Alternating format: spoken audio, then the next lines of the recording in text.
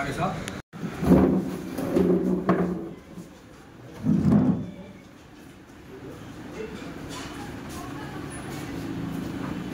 जो बुलाई गई है ये लोकसभा 2024 चुनाव को लेकर, और दूसरी बात है हमारी भगवान परशुराम जी की जयंती है आगामी मई में।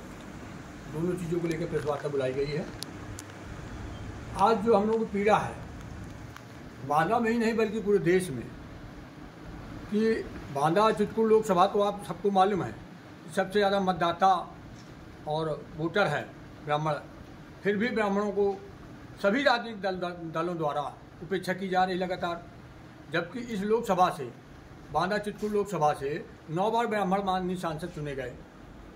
इसके बावजूद भी इस चुनाव में वर्तमान समय में देखा जा रहा है कि कोई भी दल ब्राह्मणों को महत्व नहीं दे रहा, दरकिनार की हुए है। जबकि हमारे तमाम वरिष्ठ ब्राह्मण जन वर्षों से पार्टियों की सेवा कर रहे हैं, तन मन धन से कार्यकर्ता के रूप में अपना जीवन समर्पित किया है, फिर भी ब्राह्मणों को दरकिनार किया जा रहा है।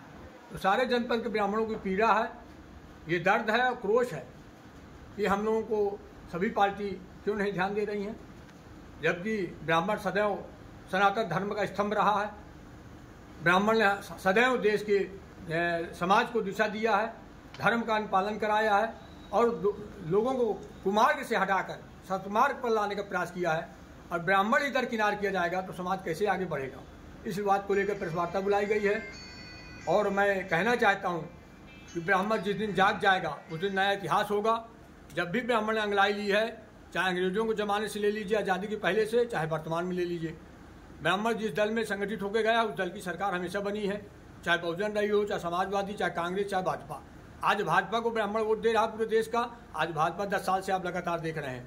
जिस दिन ब्राह्मण जाग गया मुझे लगता है कि वो इतिहास बदल देगा। इसलिए मेरा अनुरोध है कि समाज में सबसे अग्रणी भूमिका निभाने वाला, बुद्धिमान कौम कहे जाने वाला, चाणक्य नीति अपनाने वाला ब्राह्मण को दरकिनार क्यों किया जा रहा है? आप जात पात की राजनीति क्यों कर रहे हैं? पात्रता क्यों नहीं देखते आप उन्हीं लोगों को रिपीट कर रहे हैं जिनका कोई कार्य का मूल्यांकन नहीं किया जा रहा है। उन्होंने अपने क्षेत्र में क्या काम किया है, जनता उनसे खुश है कि नहीं खुश है, उन्होंने अपना दायित्व निर्वहन किया कि नहीं किया ईमानदारी से, फिर भी आप उन्हीं को थोप देते हैं। तो ये गलत है, हम इसका विरोध करते हैं। समाज को आगे बढ़ाना है। हम जातवादी नहीं हैं, हम राष्ट्रवादी हैं। ब्राह्मण सदैव राष्ट्रवादी रहा है, सभी जातियों को लेकर चला है, सबको सही दिशा दी है, अपने लिए कुछ नहीं मांग रहा है, समाज को दिशा देने के लिए मांग रहा है और निष्पक्ष होकर काम करता है। 900 हमारे ब्राह्मण सदस्य रहे, उनका इतिहास देखा जाए, ईमानदारी की छाप है, कर्मठ रहे, आज भी याद किया जा रहा है। भैया ये लोकसभा चुनाव में क्या ब्राह्मण समाज उतारेगा प्रत्याशी? जी, लोकसभा चुनाव में जो है प्रत्याशी उतारेगा क्या ब्राह्मण समाज?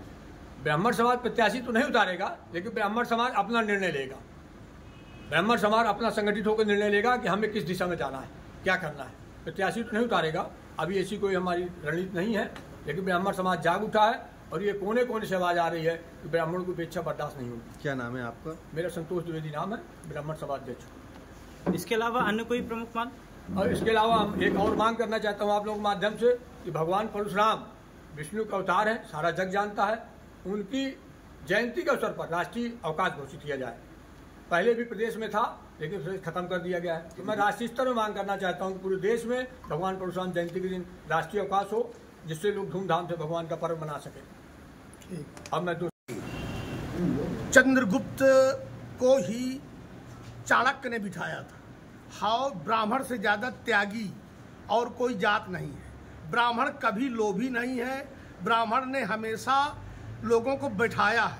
यहाँ तक कि परशुराम जी ने जो है भुजबल भूम भूप बिन कीन्ही विपुल बार महिदेव ने दी, 21 बार जो है विहीन करके उन्हीं को राज दे दिया।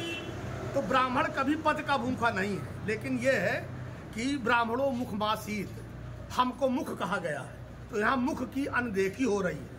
लिहाजा अभी समय है, सभी राजनीतिक दलों से अनुरोध है कि जो भी ब्राह्मण प्रत्याशी अभी ले आएगा तो हम उसका पुरजोर समर्थन करेंगे। और यदि ब्राह्मण प्रत्याशी कहीं से नहीं आता तो फिर ब्राह्मण एक अलग रेखा खींचेगा, जिसके लिए ये राजनीतिक दलों को भुगतना भी पड़ेगा। क्या नाम है आपका? मेरा नाम जगत राम तिवारी।